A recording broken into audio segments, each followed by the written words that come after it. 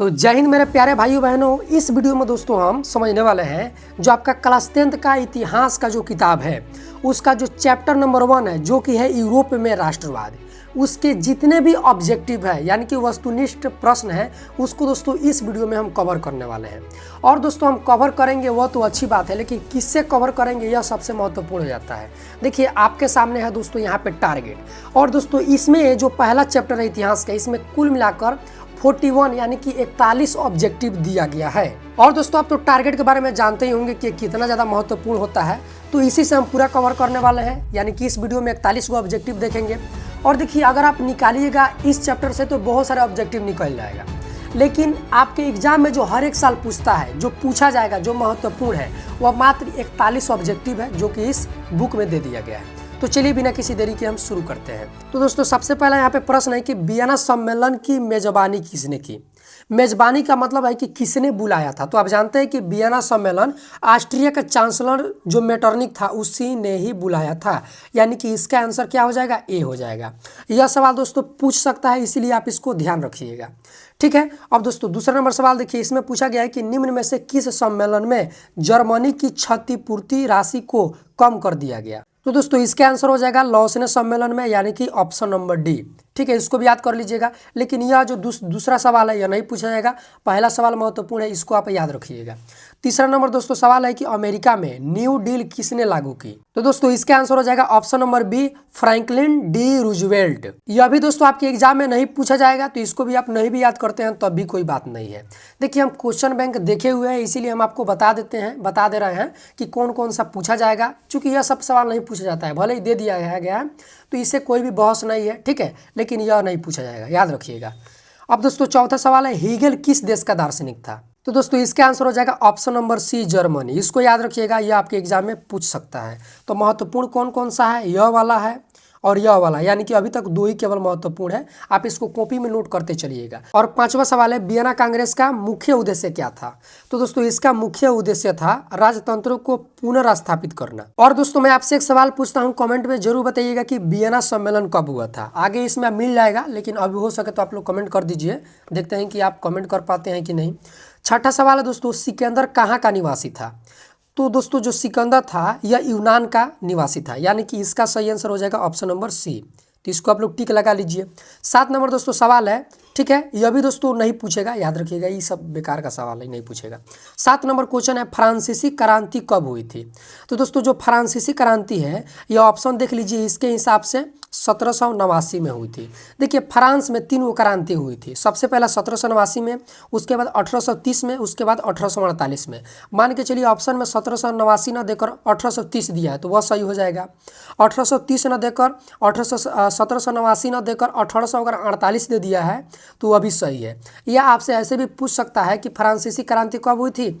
Option में दे देगा कि ए 1789, बी 1830, सी 1848 और डी इनमें से सभी। तो इनमें से सभी मारिएगा, ठीक है। तो इस बात को आप समझ गए।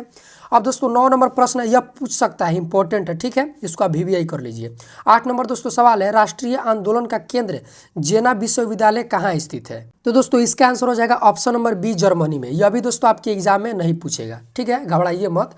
9 नंबर दोस्तों सवाल है कि कोसुत का संबंध किस देश से है। यह भी दोस्तों बेकार का सवाल है, यह भी आपके एग्जाम में नहीं पूछने वाला है, लेकिन दोस्तों इसका आंसर सही हो जाएगा option number D, Hungary. Austria Hungary का आप नाम सुने होंगे, तो इसका आंसर क्या हो जाएगा, डी, हंगरी। लेकिन ये एग्जाम में नहीं पूछेगा, इंपॉर्टेंट नहीं है। अब दोस्तों 10 नंबर सवाल है इटली तथा जर्मनी वर्तमान में किस महादेश के अंतर्गत आते हैं। VVI मार लीजिएगा। इसका दोस्तों सही आंसर हो जाएगा ऑप्शन नंबर सी, यूरोप में, ठीक है, इसको आप लोग याद रखिएगा, VVI है। 11 नंबर दोस्तों सवाल है फ्रांस में किस शासन वंश की पुनर्स्थापना वियना कांग्रेस द्वारा की गई थी। इसको भी दोस्तों VVI मार लीजिए। इसका दोस्तों सही आंसर हो जाएगा बुर्बो राजवंश, जैसे कि यहाँ पे दिया है। देखिए यहाँ पे बुर्बो राजवंश भी दे सकता है या केवल बुर्बो वंश भी दे सकता है, तो इसमें घबराइएगा मत। इसका सही आंसर हो जाएगा ऑप्शन नंबर सी, यह भी VVI है। इसको VVI मत बोलिए, MVVI, यानी कि बहुत ज़्यादा महत्वपूर्ण है, ये एग्जाम में पूछा जा सकता है, याद रखिएगा। 12 नंबर सवाल है, मेजनी का संबंध किस संगठन से था? यह भी दोस्तों बहुत ज़्यादा महत्वपूर्ण है। इसका सही आंसर हो जाएगा ऑप्शन नंबर बी, कार्बोनरी। यह दोस्तों बहुत बार एग्जाम में पूछा गया है, तो इसको तो भाई कभी किसी भी हाल में मत भूलिएगा।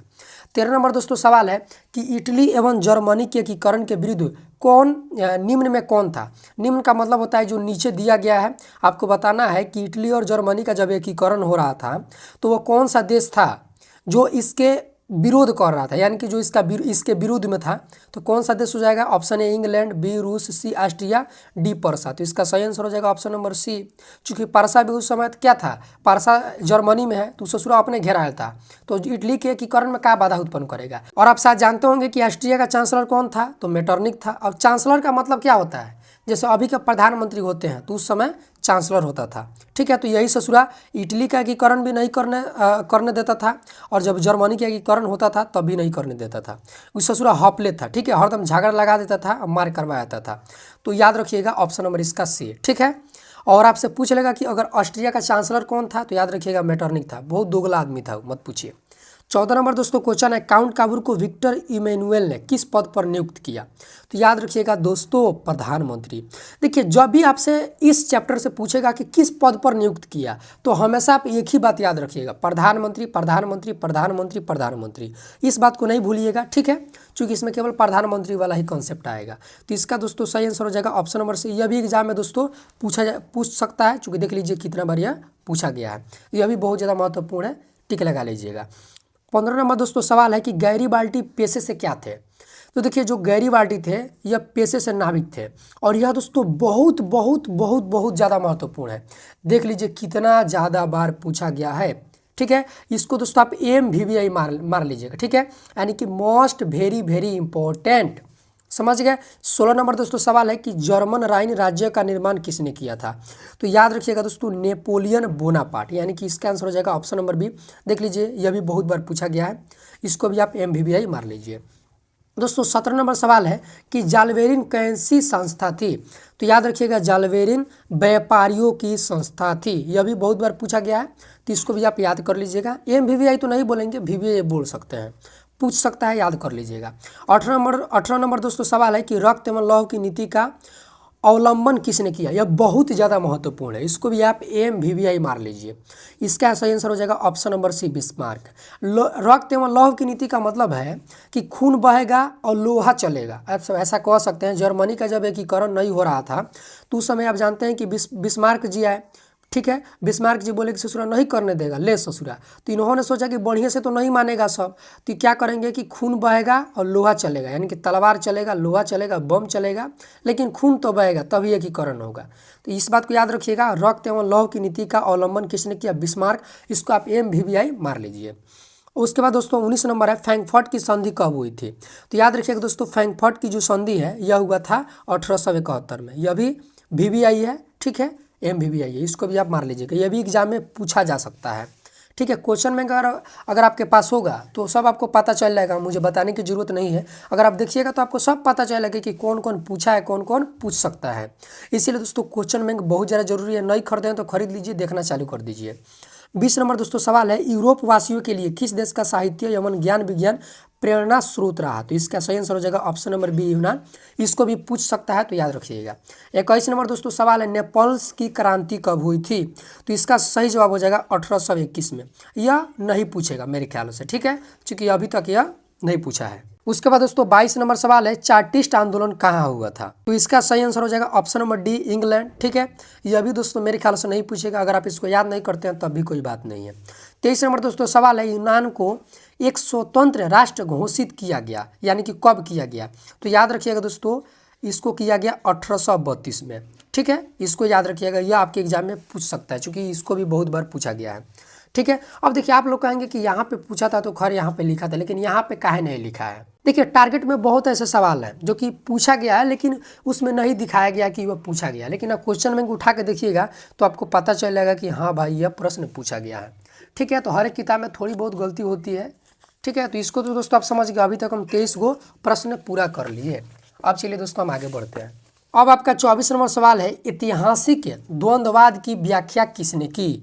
तो दोस्तों इसका राइट आंसर हो जाएगा ऑप्शन नंबर ए, हीगेल। ठीक है, तो यह दोस्तों नहीं पूछेगा आपके एग्जाम में, टेंशन मत लीजिए।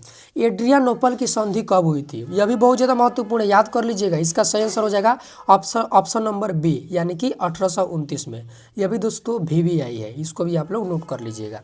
26 नंबर दोस्तों सवाल है, एड्रियानोपल की संधि किन दो देशों के बीच हुई? तो याद रखिएगा ऑप्शन नंबर ए, तुर्की और रूस।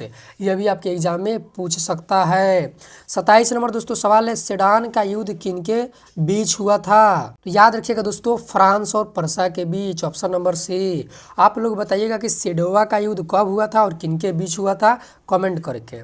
समझ गए भैया। अब 28 नंबर सवाल क्या है, तो किस देश का हंगरी पर पूर्ण आधिपत्य था?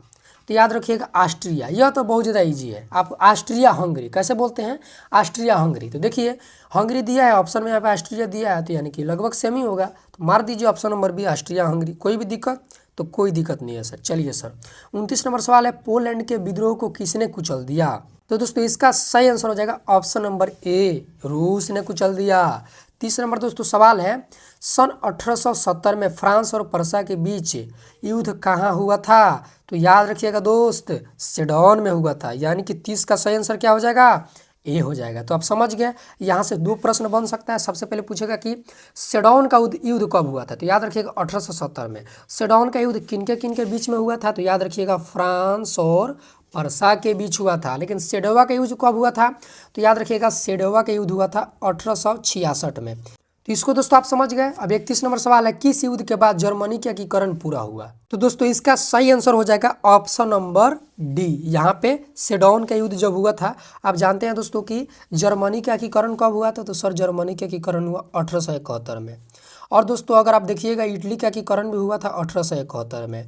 तो हमने आपको अभी बताया था कि सेडोन का जो युद्ध है 1870 में हुआ, और उसका जस्ट एक साल बाद क्या हुआ कि जर्मनी के एकीकरण हो गया था। अब दोस्तों 32 नंबर सवाल है, यंग यूरोप का संस्थापक कौन था? तो याद रखिएगा मेजिनी, यानी कि ऑप्शन नंबर ए।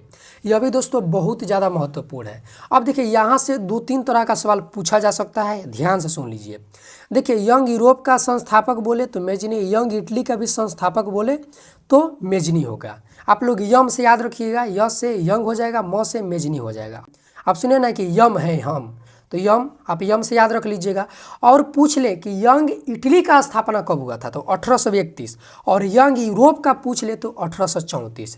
अच्छा, इटली बड़ा है कि यूरोप बड़ा है? तो आप लोग कहेंगे कि सर इटली बड़ा है। इटली एक देश है, यूरोप एक महादेश है, तो ऑफकोर्स इटली छोटा है और यूरोप बड़ा है। तो देखिए जो छोटा होता है पहले उसको करने में आसानी होती है, तो छोटा पर कौन है? तो इटली है। तो इसीलिए इसको याद रखिएगा कि यंग इटली बोले तो 1831, और बड़ा कौन है? यूरोप है। यंग यूरोप बोले तो 1834। ठीक है, तो इसको आप लोग अच्छे से याद रखिएगा, कन्फ्यूजन होता है इसीलिए हम आपको बता दिए। 33 नंबर सवाल है कि यूरोप का मरीज किसे कहा जाता है? तो दोस्तों इसका सही आंसर हो जाएगा ऑप्शन नंबर ए, यानी कि तुर्की को। ठीक है, तुर्की को अंग्रेजी में हम टर्की बोलते हैं। ठीक है, टर्की। अब 34 नंबर सवाल है, वियना कांग्रेस कब हुआ था? तो याद रखिएगा दोस्तों 34 का सही आंसर हो जाएगा ऑप्शन नंबर ए, 1815 में। इसको वियना कांग्रेस बोले, वियना सम्मेलन बोले, अपने देश का कांग्रेस मत समझ लीजिएगा। यह वियना मतलब कि ऑस्ट्रिया वाला बात हो रहा है, यूरोप वाला बात हो रहा है, समझ गए। 1815 में हुआ था। ठीक है, वियना सम्मेलन भी बोले तो 1815 में। यह AMVVI मार लीजिएगा, बहुत बार भाई पूछा गया है। ठीक है, 35 नंबर दोस्तों सवाल है, जर्मनी के एकीकरण का प्रमुख वास्तुकार कौन था? तो याद रखिएगा दोस्तों 35 का जो सही आंसर हो जाएगा ऑप्शन नंबर डी हो जाएगा। ठीक है, अब यहाँ पे आप थोड़ा कन्फ्यूज हो सकते हैं। इटली का पूछ ले कि प्रमुख वास्तुकार, तो मेजनी याद रखिएगा, लेकिन जर्मनी का पूछ ले तो बिस्मार्क याद रखिएगा। समझ गए, मेजनी कौन था? तो इटली के एकीकरण का प्रमुख वास्तुकार। अब यहाँ पे वास्तुकार कहने का मतलब यह है कि जिसने बहुत ज़्यादा योगदान किया हो। ठीक है, तो जर्मनी के एकीकरण में सबसे ज़्यादा योगदान बिस्मार्क ने किया, लेकिन इटली के एकीकरण में सबसे ज़्यादा योगदान मेजनी ने ही किया है। तो इस बात को याद रखिएगा, यहाँ से सवाल बहुत बनते हैं, इसको भी बार लीजिए। 36 नंबर दोस्तों सवाल है, इटली के एकीकरण में निम्न में से किसका संबंध नहीं है? आपको बताना है कि इटली के एकीकरण जब हो रहा था तो उसमें यहाँ पे निम्न मतलब होता है नीचे दिया हुआ, तो 4 गो ऑप्शन दिया है, 4 गो व्यक्ति का नाम दिया है। इसमें से किसका उससे संबंध नहीं है, यानी कि कोई ताल्लुकात नहीं है। सबसे पहले ऑप्शन है Bismarck, B Mazzini, C Cavour, D Garibaldi. इसका सही आंसर हो जाएगा option number A Bismarck. Confuse मत होइएगा। 37 नंबर दोस्तों सवाल है 1830 की क्रांति के बाद फ्रांस में किस प्रकार का शासन स्थापित हुआ। तो दोस्तों इसका जो सही आंसर हो जाएगा ऑप्शन नंबर बी हो जाएगा, संवैधानिक राजतंत्र, यानी कि संविधान के हिसाब से वहाँ पे राजा शासन करने लगा। ठीक है, तो ऑप्शन नंबर बी हो जाएगा। यह भी दोस्तों आपके एग्जाम में पूछा जा सकता है, याद रख लीजिएगा। 38 नंबर सवाल है जर्मनी के एकीकरण के लिए कौन उत्तरदायी है। तो जर्मनी के एकीकरण के लिए ऑप्शन नंबर बी बिस्मार्क उत्तरदायी है। थोड़ा सा घुमा फिरा के भी पूछ सकता है, तो कंफ्यूज मत होइएगा। 39 नंबर दोस्तों सवाल है 1871 में कौन सी संधि हुई थी। तो दोस्तों 1871 में फ्रैंकफर्ट की संधि हुई थी, यानी कि 39 का सही आंसर हो जाएगा ऑप्शन नंबर ए। 40 का क्या हो जाएगा आंसर सर। तो इटली के एकीकरण में निम्न में से किसने योगदान किया था। मेजनी एवं इमैनुअल ने, गैरिबाल्डी ने, काउंट काबूर ने, डी हो जाएगा। इन सभी ने योगदान किया है। ठीक है, तो यही दोस्तों आप इसको MVBI मार सकते हैं, क्योंकि अगर इसको याद कर लीजिए ना तो इससे हो सकता है कि 2-3 ऑब्जेक्टिव आप इससे और भी निकाल लें। 41 नंबर दोस्तों सवाल है रॉबर्ट ओवन कहाँ का निवासी था। तो दोस्तों इसका जो सही आंसर हो जाएगा option number C, Robert Owen Britain का निवासी था। इसको भी एग्जाम में हो सके कि पूछा जा सकता है। तो दोस्तों उम्मीद है कि आप लोग अच्छे से समझ गए होंगे। बस यहाँ पे 41 ही ऑब्जेक्टिव है। अब अगला वीडियो आएगा, ठीक है, कौन सा, तो समाजवाद एवं साम्यवाद, इसका पूरा ऑब्जेक्टिव हम क्लियर कराएंगे। वीडियो पसंद आ गया होगा, कमेंट कर दीजिएगा कि हाँ सर समझ में आ गया है, बहुत पसंद आया है। कोई डाउट रह जाए तो कमेंट कर दीजिएगा। तो दोस्तों आज के लिए इतना ही, फिर मिलते हैं अगले किसी खास वीडियो में। तब तक के लिए जय हिंद, वंदे मातरम। हंसते रहिए, मुस्कुराते रहिए भाई लोग।